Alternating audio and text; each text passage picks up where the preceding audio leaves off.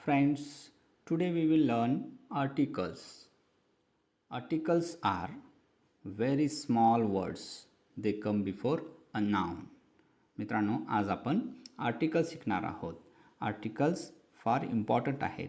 जर आपल्याला परीक्षेची तयारी करायचा असेल, TET परीक्षा असेल या CET परीक्षा असेल, आणखीन कुठलीही परीक्षा असेल, तर त्या परीक्षामध्ये आर्टिकल्स, इंग्लिश ग्रामरमधील आर्टिकल्स खूप इम्पॉर्टंट आहे.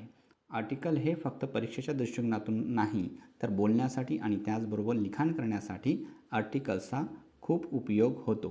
तर हे आज आपण शिकणार आहोत. तर हे आर्टिकल्स म्हणजे काय? आर्टिकल्स म्हणजे उपपदे. तर हे नामाच्या अगोदर येणारे छोटे शब्द असतात. कोणकोणते शब्द असतात ते आपण ह्या ठिकाणी समजून घेऊया. कोणकोणते शब्द असतात? ए, ॲन आणि द. हे तुम्ही ऐकलं असाल. तर या ठिकाणी 3 आर्टिकल आहेत. किती आहेत? 3 आहेत. How many articles are there? There are 3 articles. Which are they? A, an and the. But there are 2 types. त्या ठिकाणी 2 प्रकार आहेत. एक आहे ए ॲनचं, त्याला इनडेफिनिट आर्टिकल्स म्हणतो, आणि दुसरा आहे ते definite article. Indefinite articles and definite articles असे 2 प्रकार आहेत. पण 3 आर्टिकल्स आहेत, हे लक्षात घ्या. इनडेफिनिट आर्टिकल्समध्ये ए, ॲन हे 2 शब्द येतात आणि त्याचबरोबर डेफिनिटमध्ये द हे एकच येतो. तर ह्या गोष्टी आपण समजून घेऊया. चला. Articles are small words that come before a noun.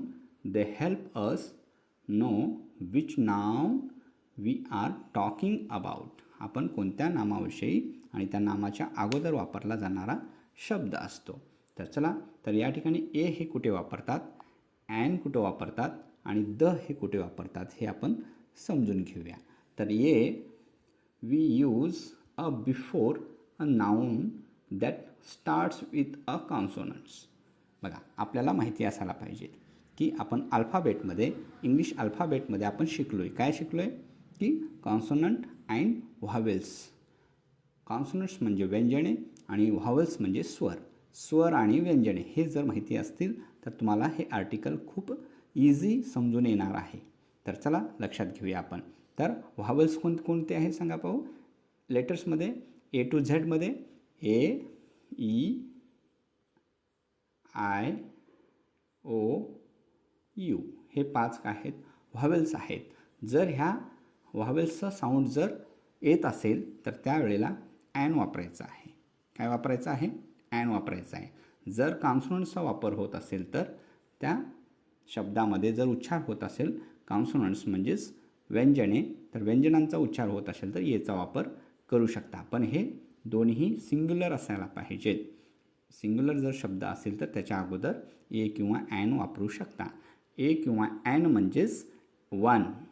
ए और ॲन इज इक्वल टू 1. एक असेल तरच वापरायचं आहे. And the is a definite आहे. तर ते कसं आहे ते आपण चला पाहूया. या ठिकाणी पहा.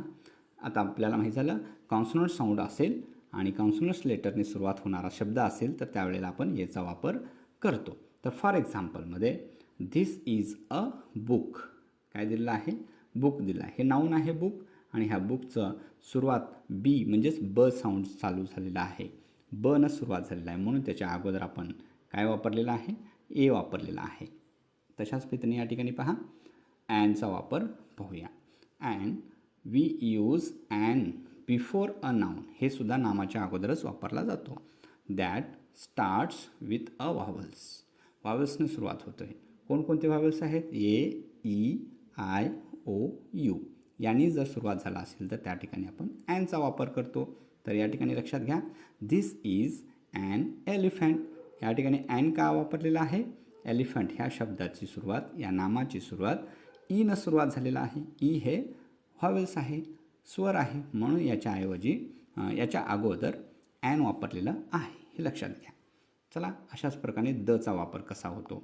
तर we use the before a noun that is specific or already known. तर हे आपल्याला जर निश्चित असेल तर ते आपण काय करतो, दचा वापर करतो. आणि ज्या ठिकाणी ते आधीच आपल्याला माहिती असलेल्या व्यक्तीबद्दल, वस्तूबद्दल किंवा ठिकाणासाठी ते दचा वापर करू शकतो. फॉर एक्झाम्पलमध्ये दचा वापर कुठे झालेला आहे, द सन. सन हे काय युनिव्हर्सल ट्रूथ आहे.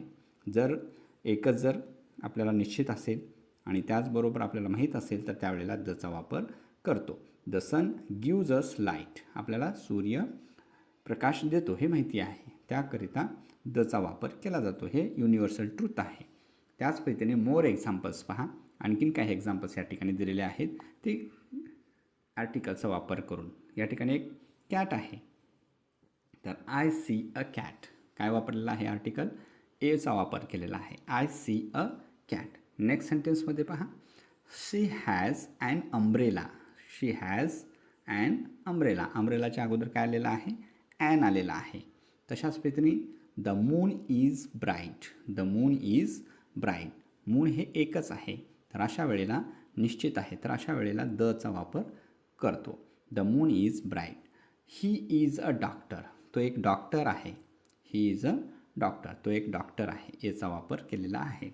या ठिकाणी बघा, इट इज ॲन आईस्क्रीम. आईस्क्रीमच्या अगोदर काय वापरलेलं आहे, ॲन वापरलेला आहे. जर आपल्याला माहिती झालं हे व्हावेल्स आहे आणि हे स्वर आहे, तर आपण ॲनचा वापर करतो.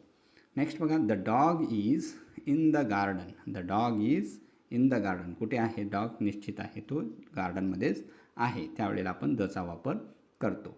नेक्स्ट सेंटेन्स पहा. या ठिकाणी अ बर्ड इज सिंगिंग. एक पक्षी गायन करत आहे, चिवचिव करत आहे, चर्पिंग करत आहे, सिंगिंग करत आहे, तर a bird is singing. Next पहा, the book is on the table is mine. जे टेबलावरती पुस्तक आहे आणि ती पुस्तक माझीच आहे, ते निश्चित सांगण्यासाठी दचा वापर केलेला आहे. इथं बऱ्याच वेळेला अ बुक येतो, या ठिकाणी आपण पाहिलेलं आहे दिस इज अ बुक, पण या ठिकाणी दचा वापर काय केलेला आहे, पण तीच पुस्तक माझी आहे असं निश्चित सांगतो आपण, अशा वेळेला दचा वापर करतो. त्याच पद्धतीने या ठिकाणी रूल्स टू रिमेंबर. आठवण ठेवण्यासाठी काही तुम्हाला रूल्स दिलेले आहेत. काय दिलेले आहेत पहा. Use a before a noun that starts with a consonants. जर व्यंजनाने सुरुवात किंवा जर प्रोनाऊन्सिएशन होत असेल तर त्याचा एचा वापर करतो. त्यानंतर पहा, use an before a noun that starts with a vowels. A E I O U. A E I O यूच्या स्वराचा उच्चार होत असेल तर आणि ते सिंग्युलर असेल तर त्या ठिकाणी काय वापर करायचा आहे, आपल्याला ॲनचा वापर करायचा आहे. दचा वापर कुठे करतो, use the before a specific noun or a noun that is already non. जर ते आपल्याला ऑलरेडीच माहिती असेल तर अशा वेळेला दचा वापर करतो, म्हणजे त्याला निश्चित म्हणतो, किंवा त्याचबरोबर युनिव्हर्सल ट्रूथ असेल तर त्यावेळेला एकच असेल तर दचा वापर करतो. Remember, a and an are used for any one. एकासाठीच वापरला जातो. ए किंवा ॲनचा वापर कुठे करतो, एकच असेल तर त्या ठिकाणी वापर करतो. एवढाच त्यांच्यामध्ये फरक आहे, स्वर आणि व्यंजनाचा फरक आहे. त्यानंतर काय आहे बघा, द हे कुठल्याही ठिकाणी स्वर आणि व्यंजन असेल तरी पण वापरू शकतो, पण ते निश्चित माहिती असायला पाहिजे. The is used for a specific one. एक स्पेसिफिक याच्यासाठीच स्पेशल दचा वापर केला जातो. चला, तर हे तुम्हाला समजलं असेल तर यावरील काही ॲक्टिव्हिटी आहे, म्हणजेच वर्कशीट आहे, ते तुम्हाला पूर्ण करायचे आहे. यासाठी हा व्हिडिओ आणखीन तुम्हाला पुढे पाहायचा आहे. चला, हां, या ठिकाणी काय दिलेलं आहे, एक वर्कशीट दिलेली आहे आर्टिकल्सवरती. A and the. Let's learn and practise. A, we use a before a word that starts with a consonants. A car, a table. An is used before a word that starts with a vowels. A, E, I, O, U. An apple, an elephant. The is used for a particular person or place or thing. The sun, the earth. Okay, तर चला, तर याच पद्धतीने ह्या ठिकाणी activity दिलेली आहे. पहिले दिलेली आहे पहा, match the pictures with the correct article. सांगा पाहू, पहिला काय आहे, ऑरेंज आहे. ऑरेंजसाठी काय येते सांगा पाहू, ॲन ऑरेंज. करेक्ट आहे. नेक्स्ट आहे एलिफंट. एलिफंटसोबत काय येतं सांगा पो. An elephant. Okay right. Next ice cream आहे. आईस्क्रीमसोबत काय येतं सांगा पो. An ice cream. काय येतं. And ice cream. बॉय. बॉयसोबत काय येतं सांगा पो. A boy. अम्ब्रेलासोबत काय येतं सांगा पो. An umbrella. अशा पद्धतीने तुम्ही वापरू शकता. अ बॉय किंवा अ द बॉय हे पण वापरू शकता. जर निश्चित माहिती असेल तर द बॉय सुद्धा वापरू शकता. नेक्स्ट पहा. या ठिकाणी सेकंड ॲक्टिव्हिटी पहा. Fill in the blanks with a, an or the याचा वापर करा. आता या ठिकाणी पहिला सेंटेन्स पहा. I saw dash dog in dash park. काय ते सांगा पाहू. I saw a dog in the park. In the park. Next sentence पहा. चला पूर्ण करा अशाच पद्धतीने. She has dash orange. She has an orange. काय येते तर ॲन ऑरेंज. नेक्स्ट आहे बघा third one. Dash the sun is bright. काय येते सांगा पाहू या ठिकाणी. The. Yes the sun is bright. Next sentence पहा. ही is dash honest boy. Honest boy आहे. या ठिकाणी काय येते सांगा पाहू. ए येतं आहे की ॲन येतं आहे का द येतं आहे. या ठिकाणी ॲन. का म्हणजे इथं एच हे सायलेंट आहे आणि ओ न सुरुवात होतो म्हणजे ओवेल्सचा काय होतो. ओवेल्सचा प्रोनाऊन्स होतो म्हणून इथं ॲनचा वापर केला जातो. म्हणून he is an honest boy. Next sentence पहा. I ate dash ice cream. काय येते सांगा पाहू या ठिकाणी. An ice cream. राईट. नेक्स्ट आहे dash earth is our home. काय येते सांगा पाहू. अर्थ एकच आहे तर त्यासाठी दी अर्थ. दी अर्थ या ठिकाणी दी होतो. उच्चार काय होतो दीचा होतो. दचा होत नाही. का कारण या ठिकाणी अर्थचं स्पेलिंग आहे वॉवेल्सनं सुरुवात झालं आहे तर वॉवेल्सच्या अगोदर जर THE जर आला तर त्याचा वापर दी होतो. द होत नाही. आणि कॉमनमध्ये इथं द होतं कारण इथं सनचं एसची म्हणजेच व्यंजनांनी सुरुवात झालेला आहे. त्या ठिकाणी दचा उच्चार होतो आणि या ठिकाणी दीचा उच्चार होतो. हे लक्षात घ्या. नेक्स्ट पहा. This is dash umbrella. काय येतं सांगा पाहू. This is an umbrella. An umbrella येतो. चला अशाच पद्धतीने पुढचं सोडवा तुम्ही. He is dash. He is reading dash book. काय येतं सांगा पाहू.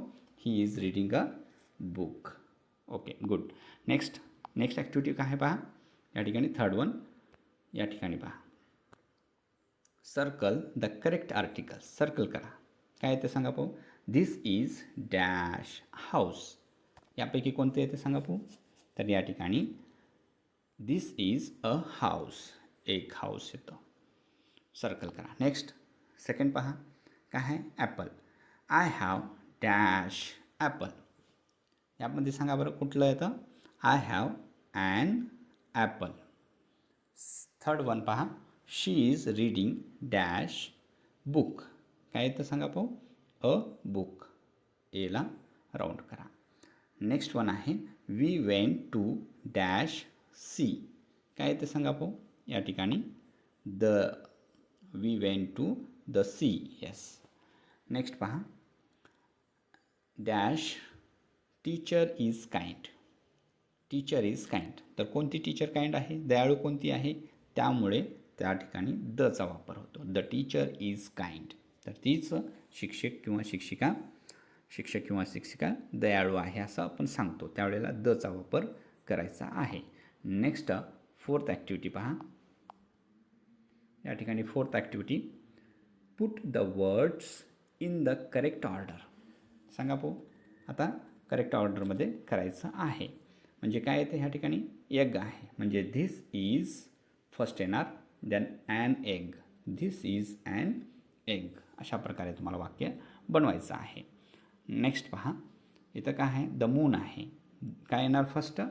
The moon is in the sky. The moon is in the sky. The moon is in the sky. अशा प्रकारे येतो. नेक्स्ट पहा. बस आहे इथं. काय येतं सांगा पाहू. That is a bus. That is a bus. Good. Next पहा, या ठिकाणी काय आहे, गार्डन आहे. कसलं गार्डन आहे, फ्लावर गार्डन आहे. म्हणजेच काय येणार किंवा काय येणार सांगा पाहू, द फ्लावर्स. अगोदर काय घ्यायचं, the flowers are in the garden. The flowers are in the garden. अशा प्रकारे तुम्हाला बनवायचं आहे. नेक्स्ट या ठिकाणी पहा, काही पिक्चर्स दिलेस. Look at the pictures and write sentences using a and or दचा वापर करायचा आहे. तर चला, या ठिकाणी काय येतं आहे ते कमेंट बॉक्समध्ये करा.